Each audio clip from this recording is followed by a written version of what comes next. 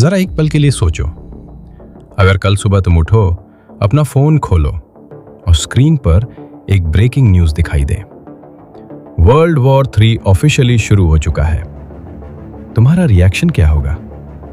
2 second के लिए सोचो, क्योंकि ये सिर्फ एक इमेजिनेशन नहीं है। दुनिया के कई टॉप मिलिट्री एक्सपर्ट्स और जियोपॉलिटिकल एनालिस्ट्स आज एक ही बात कह रहे हैं। दुनिया एक बहुत बड़े ग्लोबल कॉन्फ्लिक्ट के बेहद करीब पहुंच चुकी है। यूरोप में एक वॉर पहले से चल रहा है, मिडिल ईस्ट में हालात आग की तरह भड़क चुके हैं और एशिया में सुपर पावर्स के बीच मिलिट्री टेंशन लगातार बढ़ता जा रहा है। और सबसे डरावनी बात, दुनिया के पास हजारों न्यूक्लियर वेपन्स हैं जो कुछ ही मिनटों में लॉन्च किए जा सकते हैं। तो सवाल ये है, क्या सच में दुनिया वर्ल्ड वॉर 3 की तरफ बढ़ गई है, या फिर ये सिर्फ मीडिया का डर फैलाने वाला नैरेटिव है? आज की इस वीडियो में हम बिना किसी प्रोपेगेंडा के, बिना किसी एग्जॉजरेशन के, सिर्फ फैक्ट्स और रियल जियोपॉलिटिक्स के आधार पर समझेंगे, क्या वर्ल्ड वॉर 3 का खतरा सच में बढ़ रहा है? रशिया यूक्रेन वॉर, वो युद्ध जिसने दुनिया बदल ली।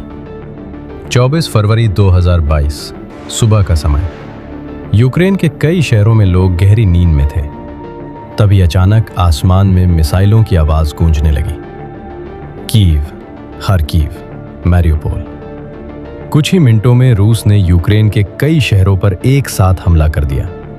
रूस के राष्ट्रपति व्लादिमीर पुतिन ने इसे स्पेशल मिलिट्री ऑपरेशन कहा, लेकिन दुनिया के ज्यादातर देशों ने इसे एक फुल स्केल इन्वेजन माना। इसके बाद दुनिया की राजनीति पूरी तरह बदल गई। अमेरिका और नाटो के देशों ने यूक्रेन को मैसिव मिलिट्री सपोर्ट देना शुरू कर दिया। Advanced missile systems, modern tanks, financial support और मिलिट्री इंटेलिजेंस।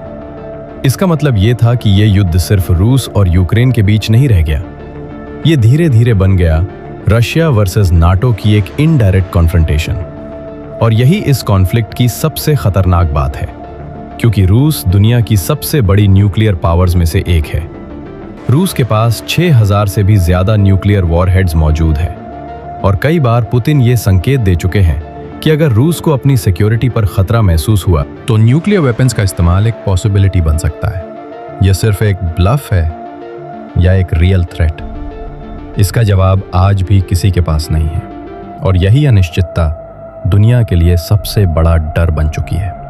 मिडिल ईस्ट, एक चिंगारी जो पूरी दुनिया को जला सकती है। 7 अक्टूबर 2023 मिडिल ईस्ट में एक ऐसा हमला हुआ जिसने पूरी दुनिया को हिला दिया। हमास ने इजराइल पर एक बड़ा और कोऑर्डिनेटेड अटैक लॉन्च किया।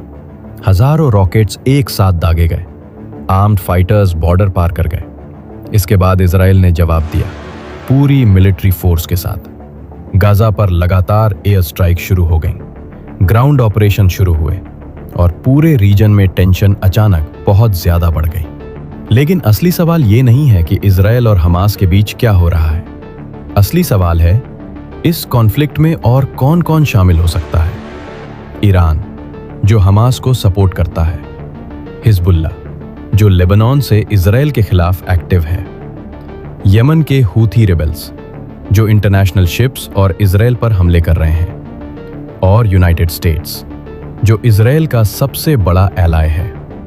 यानी इस कॉन्फ्लिक्ट में कई बड़े प्लेयर्स पहले से मौजूद हैं। बस एक बड़ी गलती और ये पूरा कॉन्फ्लिक्ट रीजनल वॉर में बदल सकता है।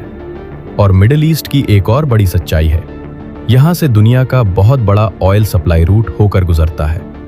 अगर यहां बड़ा युद्ध शुरू हुआ तो उसका असर सिर्फ मिडिल ईस्ट तक सीमित नहीं रहेगा, पूरी दुनिया की इकोनॉमी उसके असर को महसूस करेगी। एशिया, वो जगह जहां से सबसे बड़ा कॉन्फ्लिक्ट शुरू हो सकता है।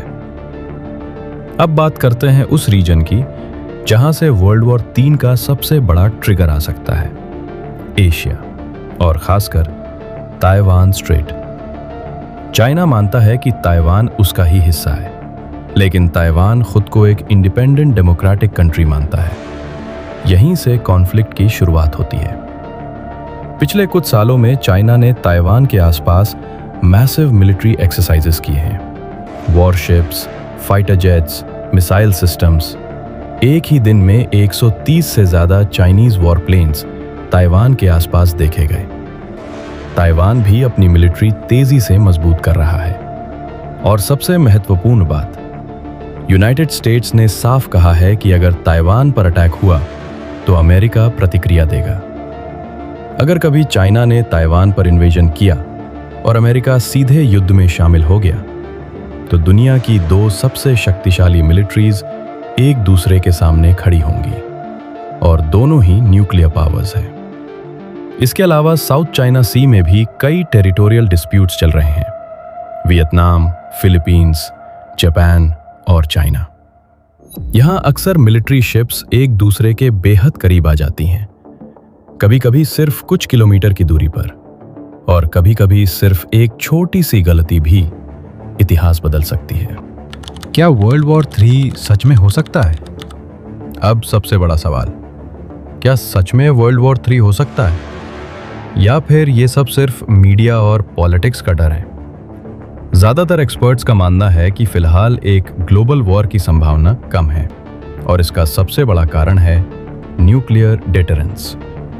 आज दुनिया के कई बड़े देशों के पास ऐसे न्यूक्लियर वेपन्स हैं जो पूरी मानव सभ्यता को खत्म करने की ताकत रखते हैं। हर देश जानता है, अगर न्यूक्लियर वॉर शुरू हुआ तो उसमें कोई विनर नहीं होगा, ना कोई जीत पाएगा, ना कोई सेलिब्रेट करेगा, क्योंकि उस युद्ध के बाद शायद सेलिब्रेट करने के लिए कोई बचेगा ही नहीं। लेकिन इतिहास हमें एक खतरनाक चेतावनी भी देता है। वर्ल्ड वॉर 1 कैसे शुरू हुआ था? कोई मैसिव न्यूक्लियर अटैक नहीं, कोई वर्ल्ड लेवल कॉन्स्पिरेसी नहीं, सिर्फ एक घटना, assassination of arch Duke France Ferdinand, एक हत्या। लेकिन उसके बाद अलायंसेस एक्टिवेट होते गए।